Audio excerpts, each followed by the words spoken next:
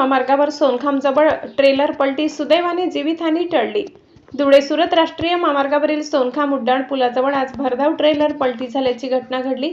MS-12 YQ 8763 क्रमांकाच्या ट्रेलरवरील चालकाचे नियंत्रण सुटल्याने अपघात झाला. सुदैवाने या घटनेत कोणतीही जीवितहानी किंवा दुखापत झाली नसून वाहनाचे किरकोळ नुकसान झाले.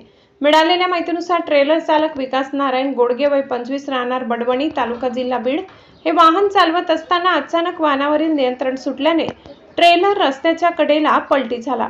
अपघातानंतर काही काळ परिसरात नागरिकांची गर्दी झाली होती. घटनेची माहिती मिळताच API पाडवी साहेब यांच्या मार्गदर्शनाखाली police head constable Swapnil Sirsat, police Naik Nitin Bhalerao, police शिपाई योगेश जाधव, पोलीस शिपाई विजय लोहार, पोलीस शिपाई पंकज सूर्यवंशी यांनी तात्काळ घटनास्थळी धाव घेत मदत कार्य सुरू केले. पोलीस प्रशासनाने तत्परतेने परिस्थिती हाताळल्यामुळे महामार्गावरील वाहतुकीस कोणताही अडथळा निर्माण झाला नाही आणि वाहतूक सुरळीत सुरू ठेवण्यात आली.